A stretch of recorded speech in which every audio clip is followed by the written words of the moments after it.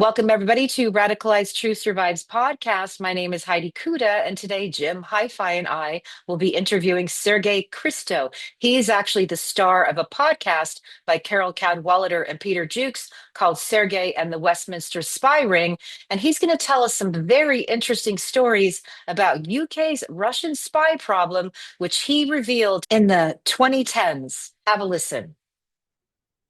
Thank you so much, Sergei Cristo, for being with us today. I was able to see you at Byline Fest just a few weeks ago when you were on a panel with Peter Jukes and Christopher Steele, and it was a wonderful, wonderful panel. I learned so much.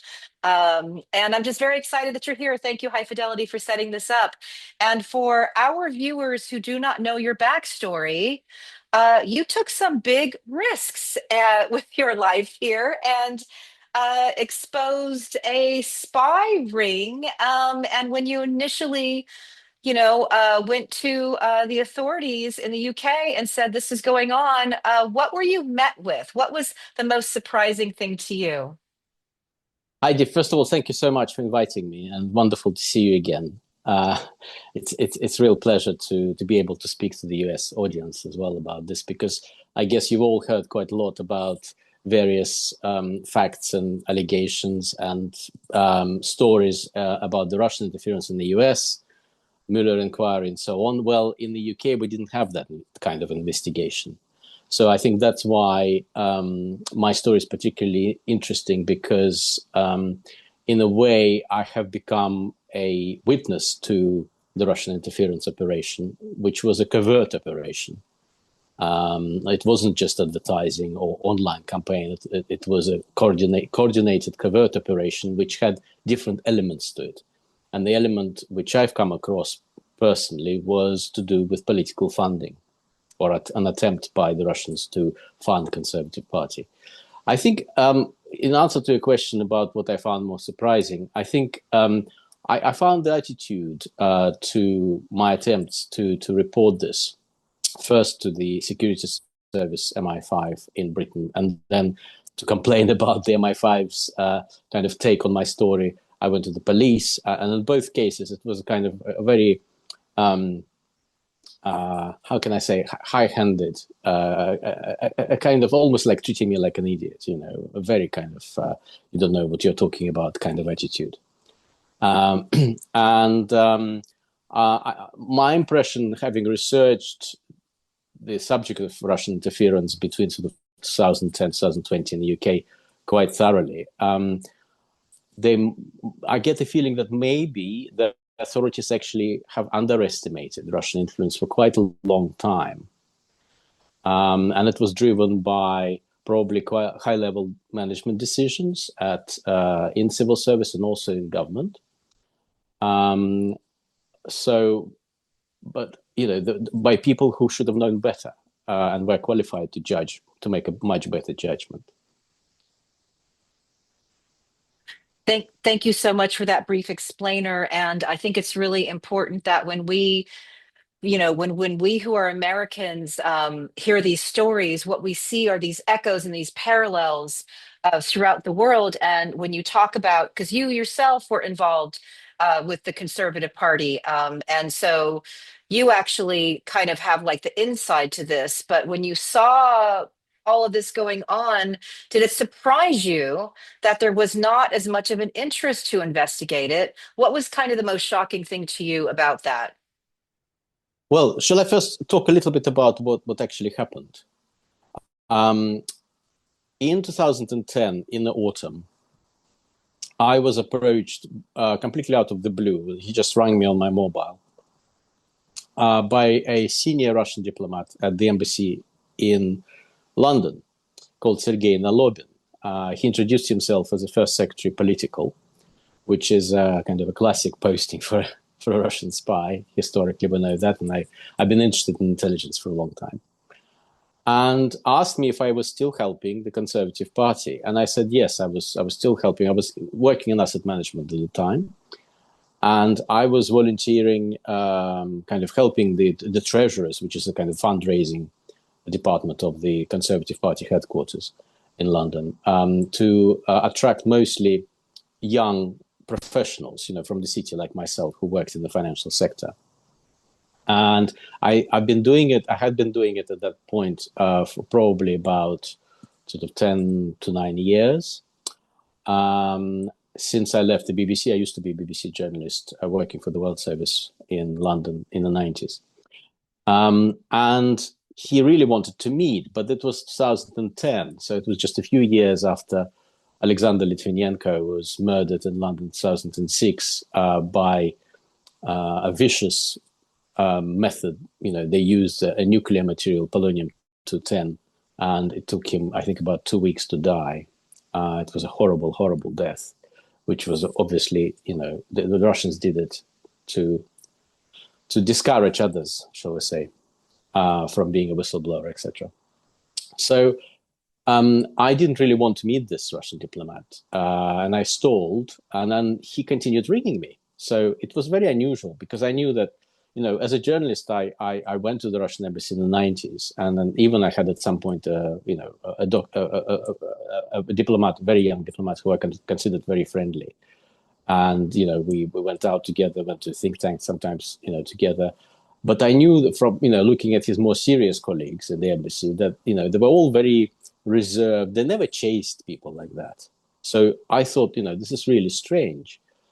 And he then said to me something which really, first time over the phone, and then during the first meeting, which really kind of got me really worried.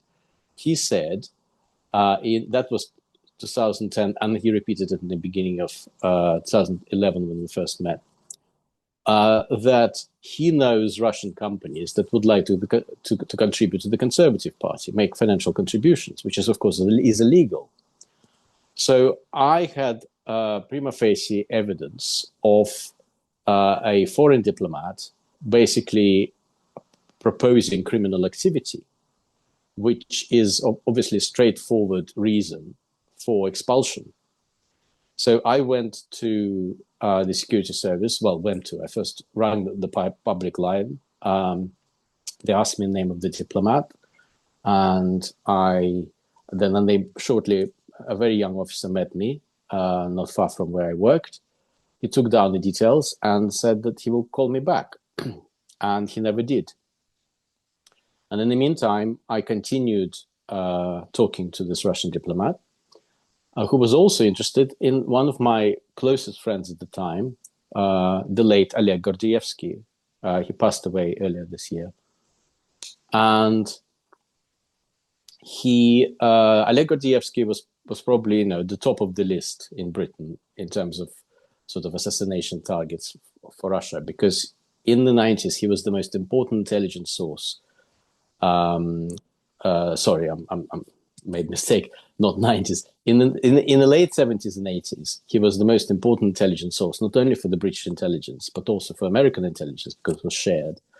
And, he was a colonel in the KGB, in foreign intelligence, and his last posting was acting head of station, KGB station, Rezidentura, at the embassy in London. And he was also the person who briefed Gorbachev during his first visit, just before his predecessor as general secretary died, Chernenko. He briefed Gorbachev when Gorbachev came to London first and met Margaret Thatcher. That was at the end of that visit. Margaret Thatcher, said that Gorbachev was the person we could deal with. But he, for 11 years, was actually spying for MI6, completely without any financial incentive, just because of ideological reasons. And in 1985, he was smuggled in the most daring operation in intelligence history in the world. He was put in the boot of a diplomatic car. And despite a multitude, a long list of reasons why they shouldn't have succeeded, MI6 actually managed to get him through all these multiple border controls in the Soviet Union through the Finnish border. And he lived in a safe house for many years under protection. And he was my friend. I mean, we don't have the time to go into all that history, but I met him when I worked for the BBC. I interviewed him, and then we became friends. And Lobin was interested in him. And at the time also, there were various spy scandals.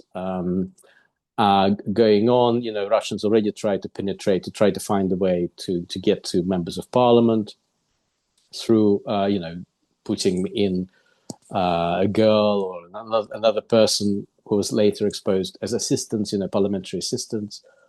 So at the time, the Russian intelligence obviously was trying to find a way of getting to members of parliament and trying to find influence points. And 2010 also, I think at that point, Russia already was becoming quite rich from their revenues of oil and gas, and could afford, the intelligence services could afford to pay people, to sponsor people. We know that lots of oligarchs living in Britain at the time, there were lots of oligarchs, and some of them were, for example, sponsoring political think tanks.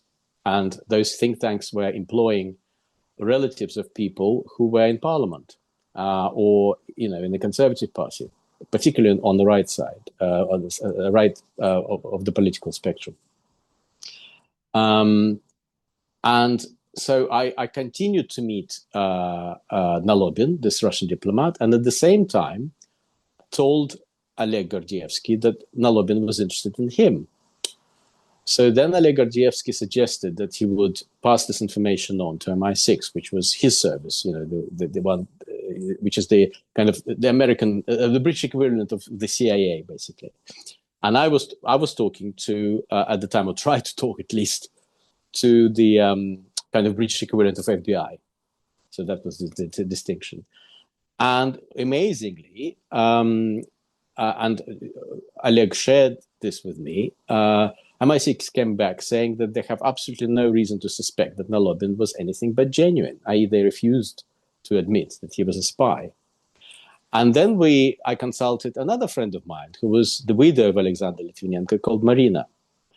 Marina, actually it was Oleg who introduced us, because he thought that we were quite similar characters. And she was right in a way, although Marina is always criticizing her for various things. So Marina then remembered the surname Nalobin. And amazingly, Nikolai Nalobin, who was Sergei Nalobin's father, was a general in the FSB. And he also was a former head of the section where Alexander Litvinenko worked. So he was actually Alexander's boss at some point. And Marina remembered that the Nalobin, Nikolai Nalobin, General Nikolai Nalobin, was quite corrupt. He was basically pushing his section to do racketeering on various companies' commercial interests in Moscow.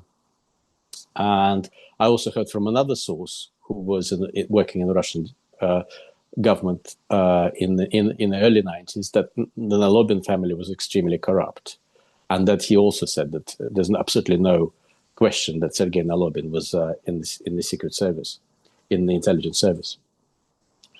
So basically Oleg Gordievsky's idea was that I can continue meeting Nalobin and find out more about him. So, we had one meeting, another meeting. Nalobin was also interestingly asking me about what I thought was the relationship between David Cameron, who was prime minister at the time, and Boris Johnson. And he was asking me whether this sort of alpha male, how can I say, competition that was we were reading about in the papers, apparently between Johnson and Cameron, was real, or was it just a story made up by the press? And I thought, this diplomat rang me first and that he wanted to discuss really important political questions. So I was like trying to think, what he would talk about, what kind of policies he might be, current policies he might be interested about. And then he was asking me this ridiculous stuff. I thought it was totally, just chit chat. But then, of course, in retrospective, it was important because Boris Johnson did not decide to back Brexit until the very last minute. And David Cameron was prime minister at the time, and many people think that he backed the other side just to kind of be on the opposite side of Cameron, because that thing that they were in school together, it didn't together. And then they went to university together, and they continued to be kind of rivals, alpha male rivals. and I think Johnson always saw himself as a rival to Cameron, not somebody who would work with Cameron, but against him. And Boris Johnson had the sort of not just charisma, but he had an independent streak about him. In fact, I mean, I know Boris Johnson, have known him a bit. And I was actually the person who first suggested to him that he runs for mayor of London, because I thought that the previous mayor also, like Johnson, had an independent fame. Because Johnson was not just a politician, he was a journalist and a writer. So people knew him, and he never had a brilliant relationship with party leadership, just like the Labour mayor, which was at the time in charge. Interestingly, Boris Johnson actually ridiculed my idea first. He wrote me a letter saying that this is a ridiculous idea. I would never be allowed to run for mayor being a member of parliament. And then he scribbled on in his hand on the letter saying, I'd have to resign my seat, ! When Boris Johnson was elected mayor, I framed that letter. Well, actually, not the letter. I have the original, but I did a very good quality colored copy of his letter. I framed it and gave it to him at a New Year, at a Christmas party after he was elected. And apparently one of his assistants then sent me an email the next morning showing that my framed letter was on his desk in the mayor's office. Well done. Yeah. Thank you so much for bringing us up to speed there. And probably you can cut that bit out. No. It's all interesting stuff to us. We're certainly global newsies here, so this is all good background. At some point, you met up with Carole Cadwalladr and Peter Jukes, and can you kind of brief us on the podcast? And then I know Hi-Fi and Jim also have questions. Well, I mean, Carole, yes. Carole spoke to me. So because basically what happened was that after I went, so MI5 didn't respond. Then I wrote to the Director General. Then we had another meeting, second meeting, where there was also a senior person. And I offered them to be wired up. So they wire me up, like in films about FBI. You get wired up, you go in, you talk to the enemy, record the details, and then the FBI team comes swooping in into the van. But I had some experience because I did some work for BBC Panorama, which is kind of BBC's flagship investigative program, and I exposed criminal activities of human trafficking into agriculture in the UK many years ago. So I didn't want to question Nalobin too closely before if they wire me up, so they could record the answer. Because I knew from my experience that asking the same question twice is suspicious. So I went to MI5, asked them, and they said, not for us. We don't want, no, you don't want to do it. I said, okay, fine. So you don't want it, not for you. So I went to my friend journalist at Daily Mail and proposed to them. And of course, Daily Mail is a right-wing newspaper. So they said, no, so we don't want a story about the Conservative Party. And then basically also through MI6 and Oleg, I also asked Oleg, I said, so why should we keep this contact with Nalobin? You want me to continue meeting him? He said, well, it's just obvious. Don't be an idiot. I said, what? He said, well, we'll feed disinformation through him. The intelligence officer speaking, Soviet intelligence officer. And at that point, I think people on his side also came and slammed us down, basically said, close his contact with this gentleman at the Russian embassy, stop talking to him. So at that point, I stopped. And then there was another story with Conservative Friends of Russia, this group, which was basically set up apparently by conservative activists, but in fact was all apparently orchestrated, as I found out, by the same diplomat, Sergei Nalobin. The group collapsed. And at that point, I spoke to Luke Harding at the Guardian newspaper, who is now a Guardian's correspondent on the Ukrainian front. And that was the first big expose. And Carole called me first time following that article. So it's a long answer to your question, how we got talking. So that was about 2012, 2013. And since then, we kept in contact. And, Carole is very good. She writes down in detail everything that you say to her. And she very often, a year after or 2 years, she keeps all those notes in boxes. Because I saw her once on one of the films on television. She has this sort of notes in boxes. And she keeps reviewing them. Sometimes she comes back to them. And years later, after Brexit, she was reviewing some of my notes, and she obviously realized there were two things that were interesting, because that was in 2010, 2011. And I mentioned first that the Russians were looking into ways to channel illegal financing into the governing party. And secondly, that, Nolobin was really interested in about Boris Johnson and Cameron relationship. And of course, we know that Boris Johnson was in touch with the Russians. He had a relationship with Alexander Lebedev, who is a son of who is an oligarch in Britain, and he, the Russians had access to him, so they could have manipulated him, tried to convince him to be, on the Brexit side, talking to him maybe about Britain, that Britain can be much better off outside the EU, all that kind of stuff. And maybe it was all part of a larger operation. So she realized that, I wasn't just making these things up just before Brexit or around Brexit. At the time when I was talking about it, nobody was really talking about Brexit yet. I heard Christopher Steele say in America, we know that the Russians had an influence on the 2016 election, and as it pertains to Brexit, not so much. And it's like, no, all that money was flowing through all the people who were pushing Brexit. How could the Russians not have had an influence on that and wanted it? Look what happened subsequently. Nothing good for the UK as far as I can see. In any case, Hi-Fi, you jump in. So, thank you for being here, Sergey. I'm kind of an amateur student of Russian history, and one of the things I remember, specifically what Lenin said, if there is to be opposition, it is best that we lead it. And the reason I bring this up is because, yes, you saw the Russians infiltrating the Conservative Party, the Tories. But there was also apparently honeypots who were going after members of the Liberal Democrat Party in the UK. Do you think that was a strategy on the part of Russia to corrupt both sides? Well, it's the girl is called Zatuliveter, her surname, Katya Zatuliveter.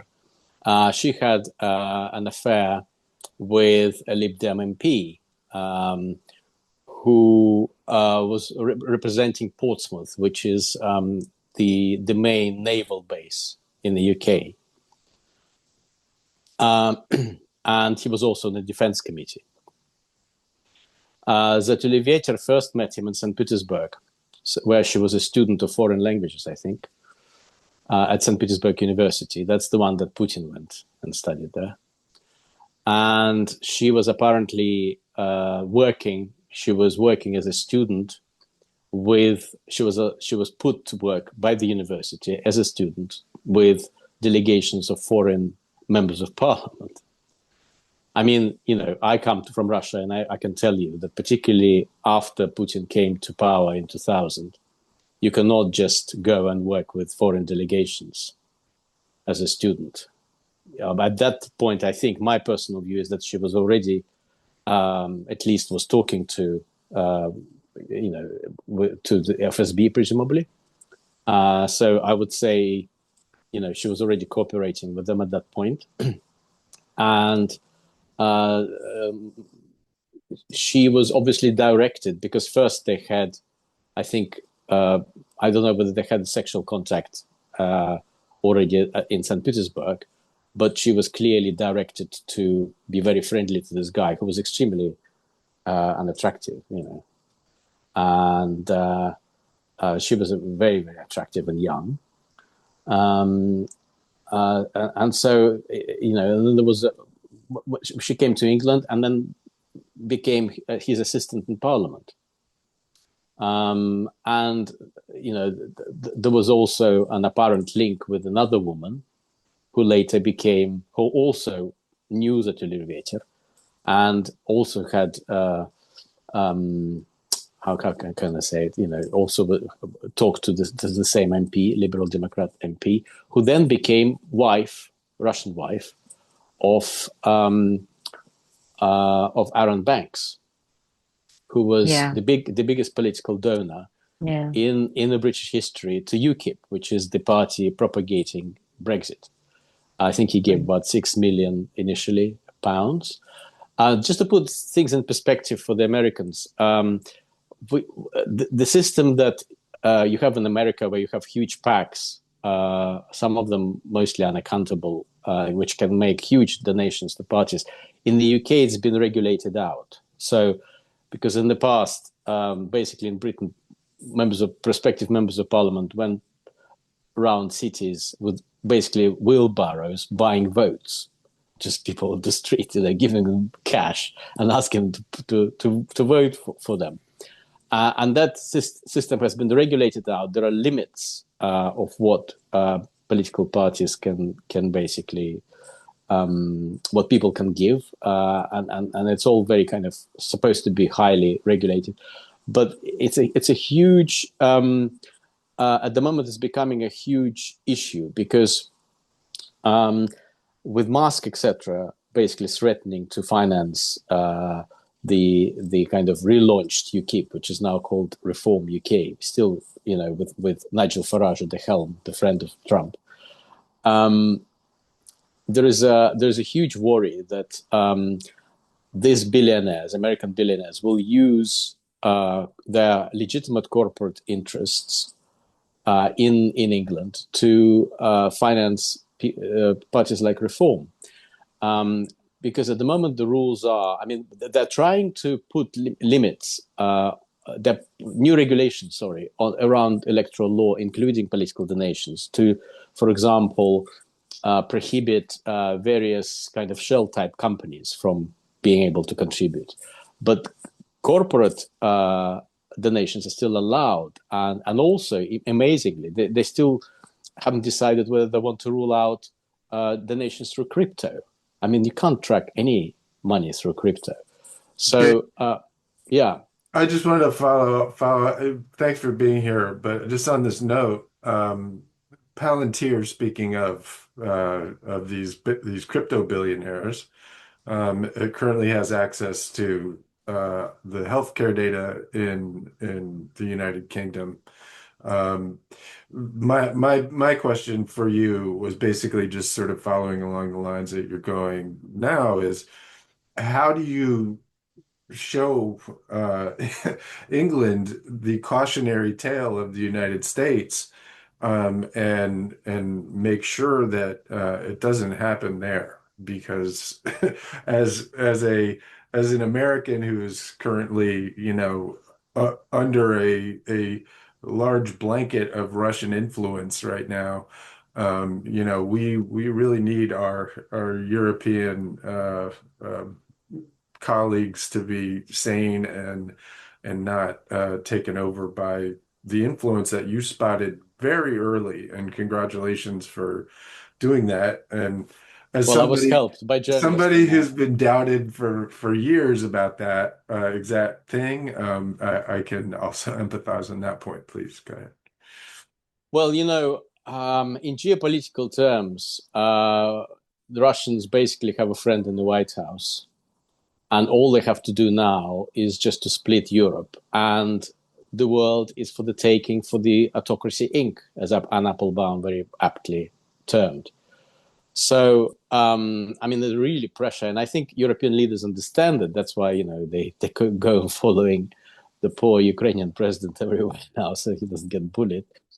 Thank goodness.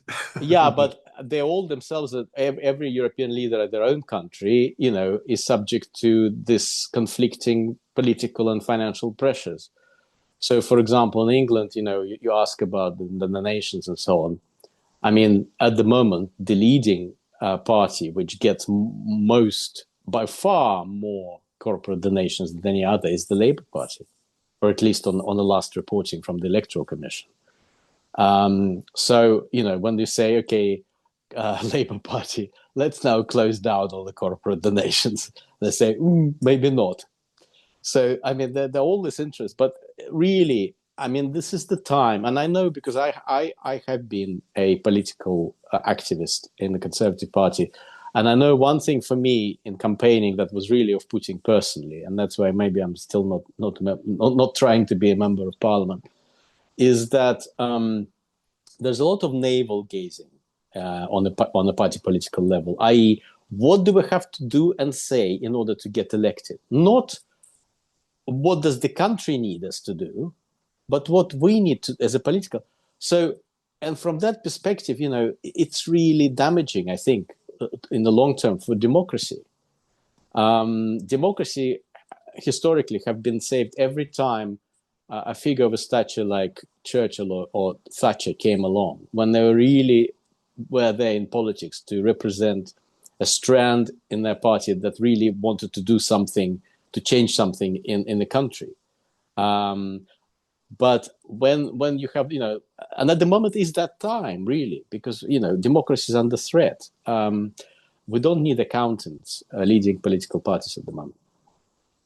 Thank you for that brilliant summary and great questions, gentlemen. Yes, we have had a tremendous lack of spine and a tremendous lack of a Churchill-like figure to help guide us out of this. And I asked Christopher Steele when we were on the panel, I opened it up to you, Peter Jukes, and Christopher Steele, if we had referred to information war as war, do you think that the leaders of the West would have mobilized in a different way?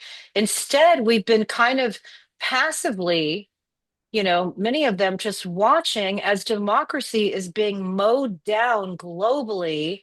And it seems like there has been an opaqueness to it.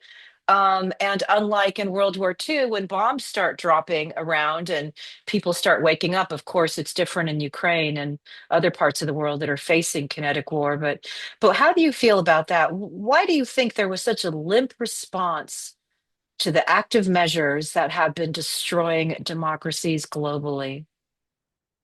I thought they thought they were just the usual bumbling KGB officers, that they didn't think it would have the impact that it has had. And also, let's not forget, the resources committed to counter-espionage in the UK have been drastically reduced due to the threat of terrorism. And Putin, sorry, that's a Freudian slip. Putin has helped the security apparatus, national security apparatus in the UK, set its objectives accordingly. So, I mean, he really pushed for, he helped kind of reset the priorities from counterintelligence to counterterrorism. I think it was 2008 that MI5's share of budget to counterintelligence was something like around 5%. I can't remember. Might have been even less, maybe 4 or something like that. And then they tried to build the infrastructure up, but without the people who, the officers who worked through the Cold War and could recognize active measures for what they are, they didn't have a chance, because then they started recruiting young people. And also, this is slightly controversial, but for example, this year's summer internship for MI5, MI6, and GCHQ, they've just advertised a sort of joint exercise to recruit students.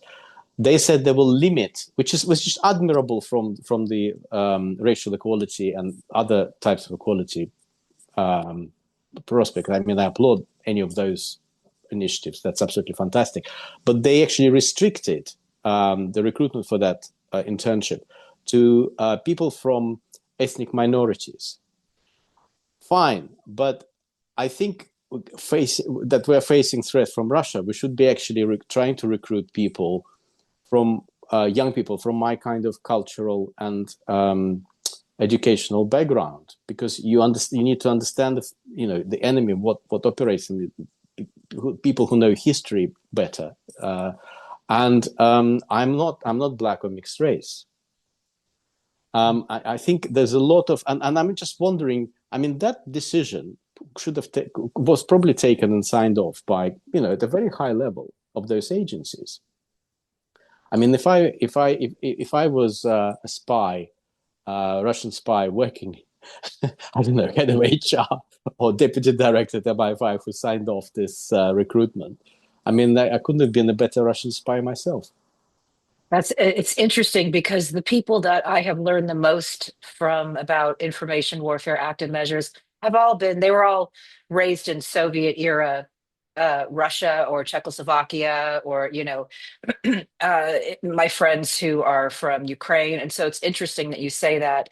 I think as somebody who's an immigrant who obviously believed in the dream of democracy and then saw this money pour in and saw the things that are happening that are forcing democracy to recede. What is kind of the most heartbreaking thing of all for you, as somebody who I assume cherished being in a free country as opposed to being in a country that had restrictions on freedom? I think I was as naive as everyone else at the time, to be honest, because I remember when David Cameron became prime minister, I was so happy and joyful of that, and only later I realized that he symbolized this kind of very artificial, how can I say, level of politics when they don't really understand history, they don't really understand geopolitics, and they were very excited about Russian money. And effectively what Cameron did, he opened the floodgates to dirty Russian money in London, because before that, there was something, Blair obviously started that at a slightly different point in history. But in 2010, 2015, after the Litvinenko murder, it was much clearer where Russia was heading. And yet Cameron's government was still determined to build a good relationship with Putin, as the American administration as well. I mean, let's not forget, the Democrats in power. But I think what they didn't realize is that how old-fashioned the Soviet government still was. Interestingly, I think it was around COVID that Oleg Kalugin, you may know, the young at his time in the KGB, who was the youngest KGB general, who then moved and now lives in Washington, lived there for many, many years. And he gave an interview around COVID to the now extinct Voice of America. And he was talking about Putin and his impressions of Putin, because, Kalugin was an extremely successful KGB general. And later, during the Yeltsin era, he was in the Duma, he was member of parliament. And he said that to me, and I quote Oleg Kalugin, Putin resembled not just somebody from the old KGB. He resembled to me somebody from NKVD, which was the KGB under Stalin.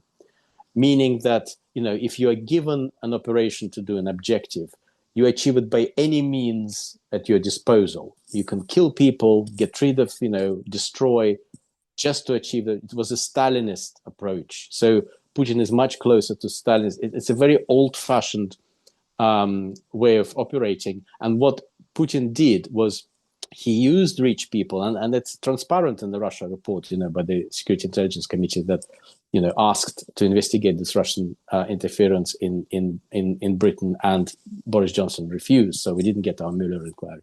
So in that report, basically, you can see between the lines that what it's trying to get through is that the oligarchs and rich people who moved to England, they were used by the Russian government for various things, like, for example, anything from buying strategic property somewhere, close to somewhere, to, donating to the political parties. And that element has not been investigated, because there's a lot of kind of, I think, potential embarrassment for people who are still in power, British politicians, who took that money, took that hospitality, helped these people. And let's not forget, Lebedev is now a lord. He's in the House of Lords, elevated by Boris Johnson. Yeah.